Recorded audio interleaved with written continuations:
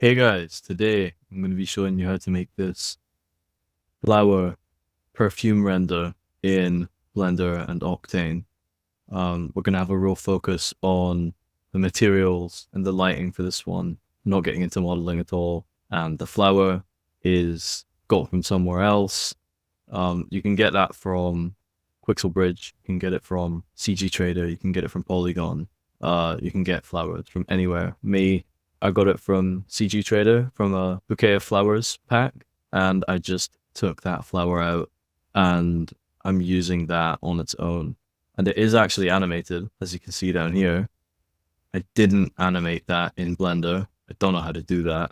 I did do it in Houdini, so if you're interested in knowing how I did that, I basically went onto Paul Estevez's Patreon and I took his setup and I put my flower in it and I changed some things around and got it to work. So if you want to figure that out, you can, but if you haven't touched Houdini, you probably shouldn't do it. It's gonna be pretty rough. But so let's get into it then. I just have to turn on the Octane server so that the render actually works.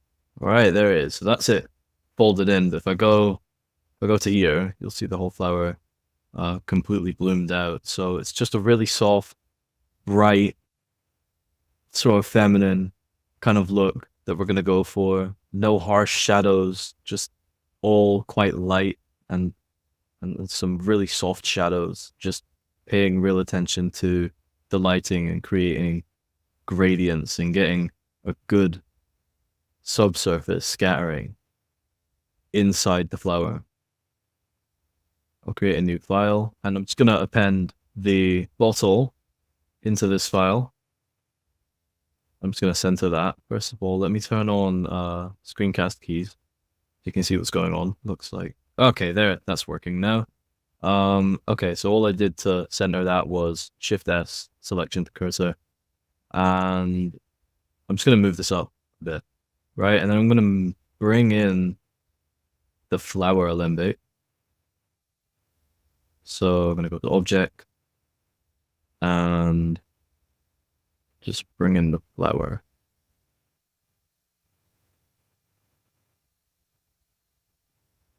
Great. So now I've got the flower, I'm going to center that. And now they're just perfectly set up. Now I just want to set up the camera. So I've got my composition before we get into anything.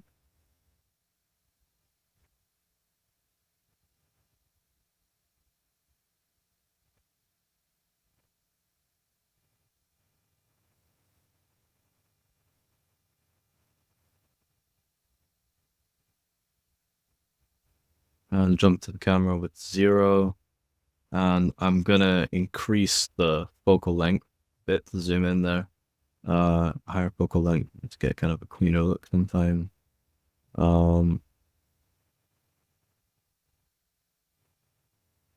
Great. So now we're ready to jump into the materials, I reckon. So I'm gonna bring this down. The reason that I've got like one side normal and one side red is because if I go into my preferences and I go into 3D Viewport and I scroll down, what I've done is I've set face orientation back so that it's red, and that when it's face orientation to the front,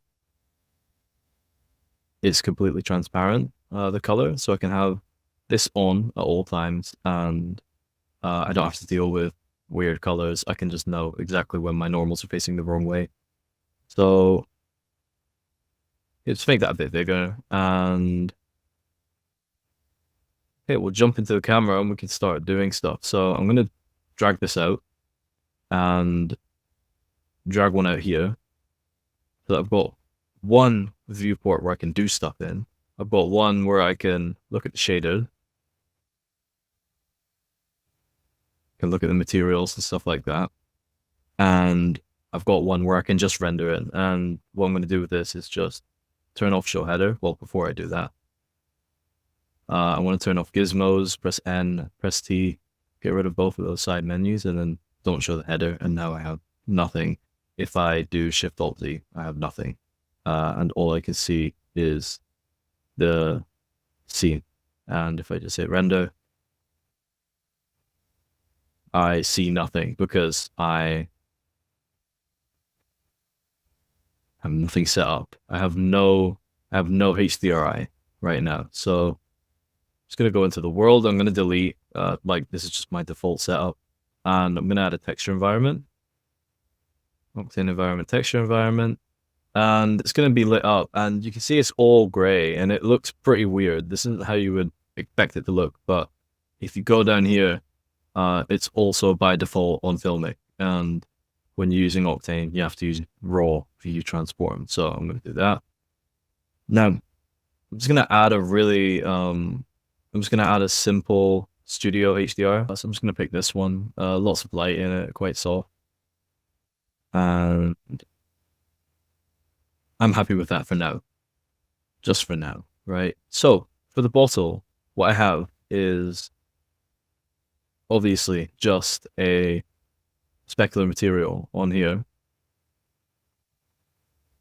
There's a few noise textures into the bump that make it a little bit more realistic, but if I'm honest, can't really tell the difference. Ever so slightly tinted, like a very pale red, very pale pink. Very small amount of roughness on here, so it's not just perfectly smooth. So this one's really basic, just a bit more pink, a little bit more saturated there. IOR is set to this, and this one's set to 1.5. So 1.5 is glass, and 1.33, 1.36, stuff like that. That's more like a liquid that you find in the bottle, like alcohol, like water, like oil, right? But yeah. So then here I've just got a really basic metallic material, nothing too special going on there.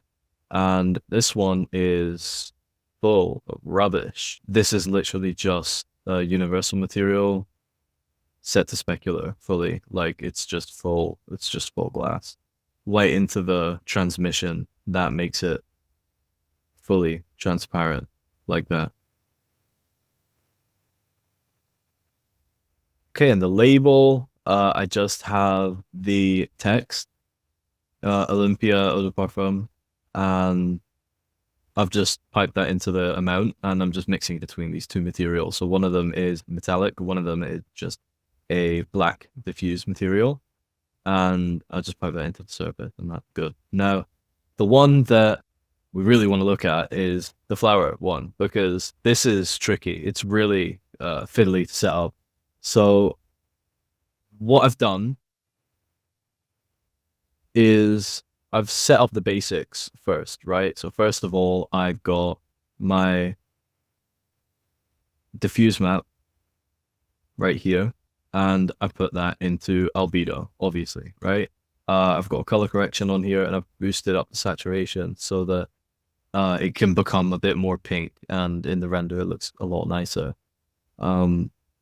And I've changed the hue a little bit as well, so that it can be just a nicer, slightly more red pink than it was in the original asset that I bought. So then I got the opacity, and without the opacity, when you download a petal asset, the opacity really helps break up these edges. See all this detail there. So if I take this out, you can see actually what it is really basic geometry. So this one's really important. And then what I've also got is one piped into the transmission, and this makes it translucent when you do this, right? So there's two ways that you can do this, specular or diffuse. If you use diffuse, I don't think the random walk works properly. It is basically a replacement for the random walk. Diffuse is really good for stuff like green plant, and for this type of thing, it would be good. But in this case, it didn't work that well. So I'll just show you what it looks like if you do that. And yeah, so you get these kind of, it becomes a little bit blue, and that obviously just doesn't work. So specular, and if I do specular, then it's just, the light is just going through it because of the transmission, and I can control the color with the random walk. So the random walk is controlled by the albedo as well. So I put that into the albedo of the random walk, and then for the radius, I define the color. So obviously red, pinkish kind of color, and I pipe that into the medium. Over here is just the bump. I powered it up a lot because I wanted to see a little bit of texture on these petals. So if you zoom in close, you can see it. That adds a massive amount of realism. It's quite subtle for now, before I add the lighting, but you can see it if you look. So I just bumped that from 1 to 4 because I wasn't seeing it as much as I wanted. So yeah, that's all for the materials. All I have to do is just add the material for the background. So in the original, what I had was a really light sort of colored pink like that again, but I had a paper texture to give it a bit more detail. So I'm gonna go and grab that now. Just the ambient CG texture, you can get that for free. The roughness, the normal, and I'm just gonna put those into where they're supposed to go. So this is the roughness, put it into the roughness, albedo, and normal to normal. Now I'm gonna get rid of the albedo one actually because I do want to be able to control the color, and I don't love the specs that come in this one. So this is actually not as bright, so I want it to be. I'll just crank it up away. People say don't crank it up all the way, but like, really, what difference does it make if you just crank it down by this much? I don't think anything happens.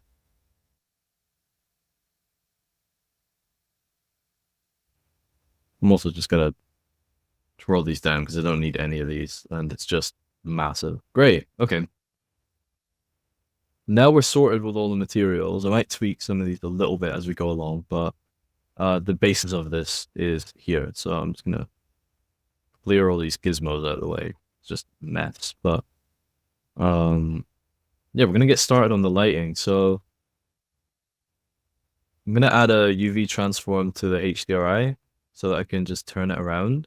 And in Octane, you don't actually rotate it, but you have to translate it, and that will rotate it. So it's a little bit weird, but you get used to it.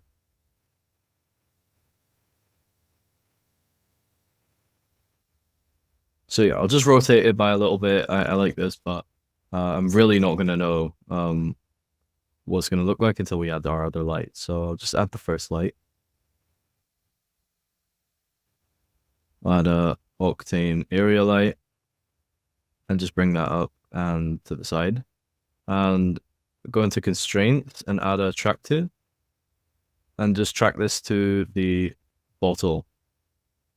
And this is already looking pretty good, but it's also totally blown out. So take care of this. I'm going to turn on Aces in the Octane imager and scroll down to Aces tone mapping, which like totally flattens it out, but it also totally takes care of the highlights that are really bright.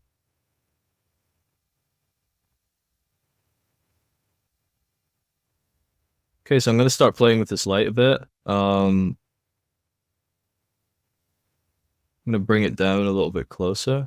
What I want to do is cast kind of a gradient across the whole scene. So here I want it to be bright, and here I want it to be a bit darker. And that, just casting really large gradients like that tends to really work, and it just tends to really look quite good if you just focus on where are my gradients in the image and just making sure no transition is too harsh when it doesn't need to be. That can really help a lot, and especially with lighting cylindrical products. Well, we're not doing that here, obviously, but that is pretty much how I like stuff. So I'm going to bring it a bit closer. The closer I bring it, the shorter the gradient is going to be across the thing. If I bring this further away, it's going to be more flat. The gradient is massive. This is more like sunlight would be in reality, but you can get a sunlight look while still doing this. And that just looks really good. And that's already like 90% of the way to the final product, to be honest, just setting that light there. And it's really the basic stuff. So another thing that I usually do when I'm lighting products is I will stop working on the project for that day and I'll look at it the next day and I'll just look at it straight away with actually fresh eyes and say, oh my God, looks horrible. And then I can fix everything and it looked good. So with this one, the original, I did that quite a few times because it's a personal project, so I'm able to do that. I also want to make the light quite big because what we want are these really soft shadows. If I make the light small and powerful so that you can actually see it, and texture emission, and I'm just going to bring up the color. It's the easiest thing to do. If we just bring it up now, you can see we've got this harsh shadow, and everything is just much harsher, and we're also getting way more noise, which I didn't expect to happen fully. But if I just bring this back to what it was before, I think it was 0.1, something along the lines of that, and I just make it bigger, you can see that the shadow is turned from, if I just bring this down, you can see that the shadow is turned from this harsh line into just like such a soft kind of gradient, and that's what I'm looking for here. I just want everything to be so soft. I want the petals to feel like you touch them and it would just feel like velvet, or I don't know, something soft.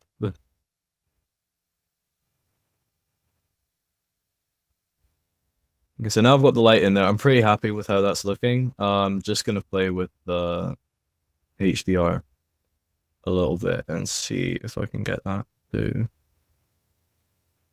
get things to look even better. What I actually want to focus on quite a bit is just the shadow where the flower is. So the shadow that the flower is casting, and also what I'm really interested in is this little metallic bit right here. I want to make sure that these gradients look nice. So I'm gonna actually just pay attention to that. I'm just gonna focus on this bit first. And then if it looks good, it looks good. But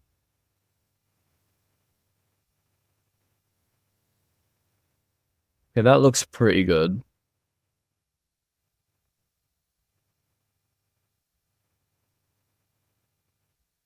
Not too right. I'm happy with that. That's a pretty perfect balance for me. Oh, I'm way out the camera. Don't do that to me. Too used to Cinema 4D, but yeah, man, we're pretty much there. The only thing to take care of is like on the back of some of these petals, it's a bit it's a little bit dark. Don't love it. Actually think there's probably more we can do with the light before I add in a fill.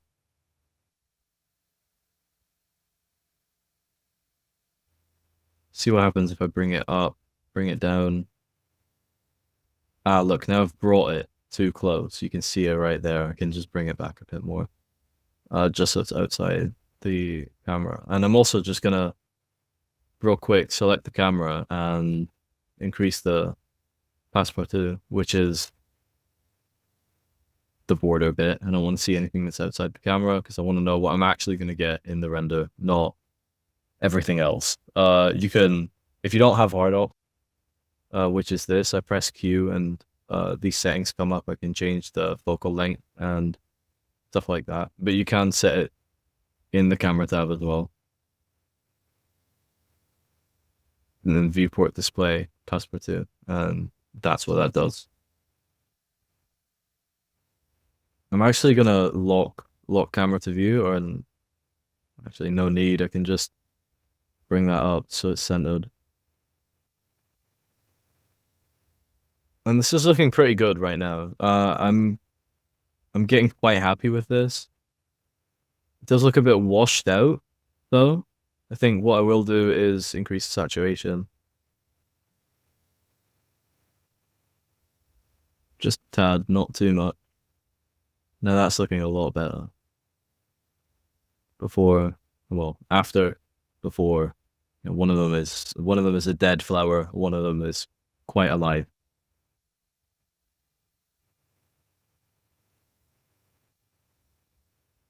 Okay, we're looking really good, actually. So a small problem that I had in the original render is that I had a lot like black lines on the side of the bottle, and it was really bugging me. But in this instant, they don't seem to be here. It's coming from the HDR, so it's just a good placement of the HDR actually, and even the light on this side is actually lighting up this side, and it's just pretty great actually. Because if you bring it over here and you wanted to light it from here, what's tricky is you just get these black lines, and that's what I was struggling with when I recorded this tutorial for the first time. So just to give you a heads up, if that happens to you and you're working with glass, what you can do is just make sure that the glass is not refracting black. So right now the environment is just fully black. When the camera emits rays, because that's how 3D works, real life works the opposite way. But when the camera emits rays, it's going to refract through the glass and it's going to return a black value because it's just going straight into black. But if I can get it to reflect this plane, then we're onto something, and we won't get black. So here's a quick tip to do that. You subdivide, and I'm just going to subdivide it into 50 pieces. I'm going to select like roughly the middle face and turn on proportional editing and just bring it down, increase it a little bit. And then I'm going to bring the whole thing up. And now you can see they've just disappeared. So these black lines that were once there, now it is reflecting this plane, which is got gradients on it, it's got lighting on it, and it's going to look good. Still have to shade it smooth. And what I did do in the original is I got a displacement texture and go to the texture tab, and I just added some really like large scale noise so that I could get these cool gradients in the background. That just adds a lot of interest to me. I should really add the HDR back so you can see what the hell's going on.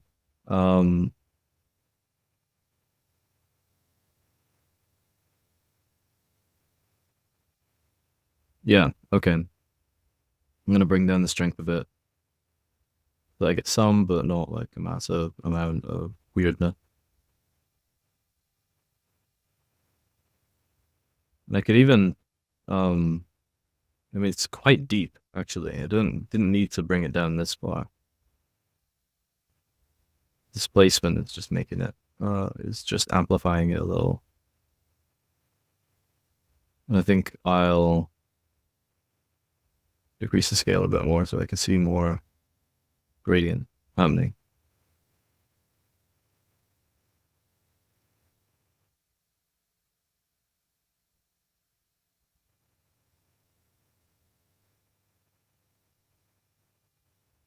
Yeah, so this is even more than the original, but I actually really quite like it. I might tone it down later, but it's nice to have a bit of variation in the background. And I'm gonna return to this paper texture so that I can change the color because it's slightly off right now. I think I want to make it a little bit more pale. Yeah, I don't want to draw attention to that piece there. And for the flower, I think what I want to do is also bring this saturation up a little so I can get a bit more color in the middle of the flower.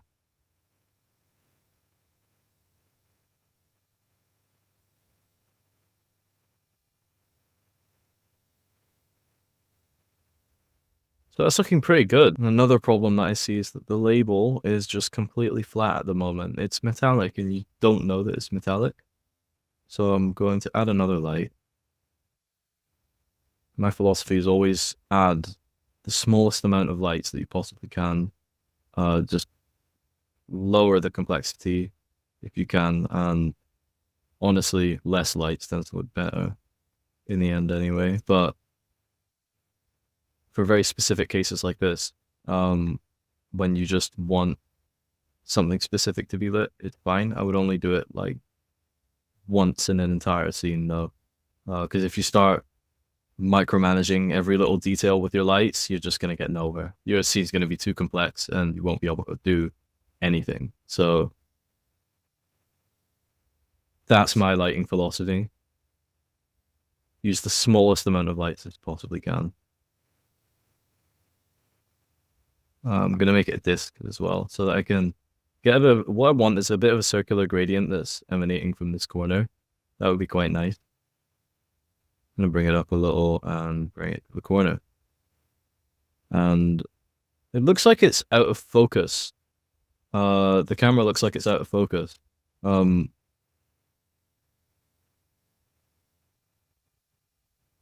Maybe something to do with the camera position. But just to be safe, I'll add the focus onto the label so that you can read it properly.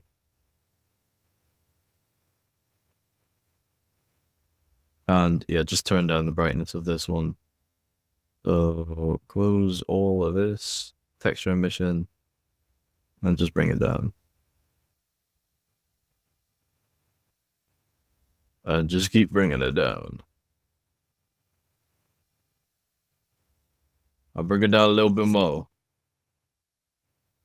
Yeah. Yeah, it looks good to me. So all I'm gonna do is actually just bring this back down because I think it's too deep at the moment. No, not the bias, but the saturation. Because again, I don't want it to be too aggressive in any regard. It's supposed to be very soft. So I'm just going to do a little bit of basically color correction, color grading here. I like to do all my color grading inside the software because otherwise you just spend a load of time.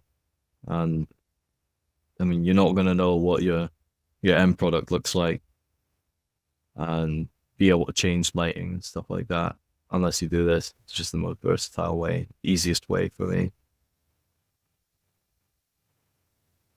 If you're a freelancer, the last thing you want is to have like a pipeline like these big VFX Hollywood studios have, where they'll output every single AOV under the sun and do compositing until the day end. You really just want to kick out the render, just pop out the render and just have it and it's done. Like maybe in Premiere, add a little bit of contrast, something like that, but nothing more. Really, make it simple. Make it very, very simple. Still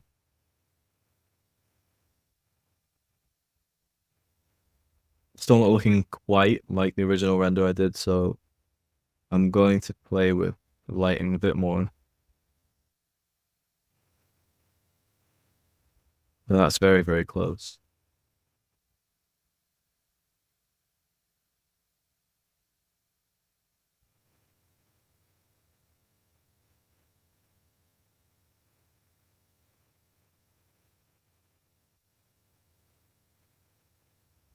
If I move this closer, we'll have a smaller gradient. They'll be able to see it more.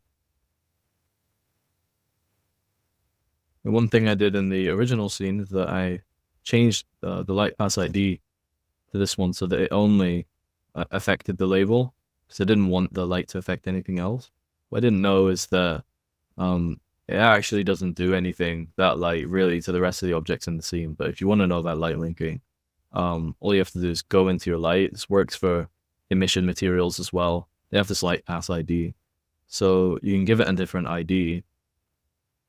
And then if you go into any of the objects, if you go to this light pass mask, you can just turn it off. So if I turn off 2, which is what this one's set to, and by default the rest of them are set to 1, then what will actually happen is it'll just get rid of it if you deselect it. So you can see that it's just gone now. And if I turn it on, back on. You can do the same thing with the environment. I could turn off the environment for this and now it will look like that. So you can have an even more aggressive gradient you really wanted, but I think this is very, very close to the original result I got. You could do a bunch of messing around and you could get it closer, but this is the gist of it. Soft lights, quite close to the subject, quite a bright HDRI. It's a pretty basic setup, but it took quite a while to actually figure out the correct setup for this flower. There's many, many ways to do it wrong.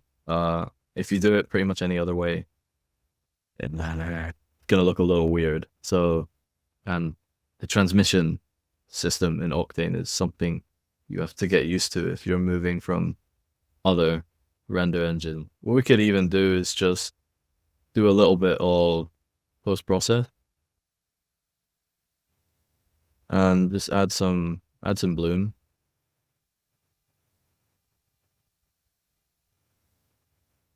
Really what I want is to have it mostly just on here and maybe the label. I don't want it to be on anything else because it'll just like probably smooth everything out a bit too much. So I'm gonna crank this up so I can see what it's actually affecting. And then increase the cutoff until I only get what I want, which is these two. And then I can bring it back down to something reasonable. This is basically how I made the render. I spent quite a bit of time experimenting with lighting until my goals were met, basically. So if this helped, put a comment. Didn't help, put a comment. Tell me about it. Is there anything in particular that you would want to see from these tutorials? Let me know. I'm planning on going over my full animation process in one of the coming videos, which will be a big one, and really give insight into like the behind the scenes kind of thing, less about execution and more about how to think about things and how a process should look like in order to get a good result. So if you would like that, then let me know in the comments, and hope it's helpful. See you later.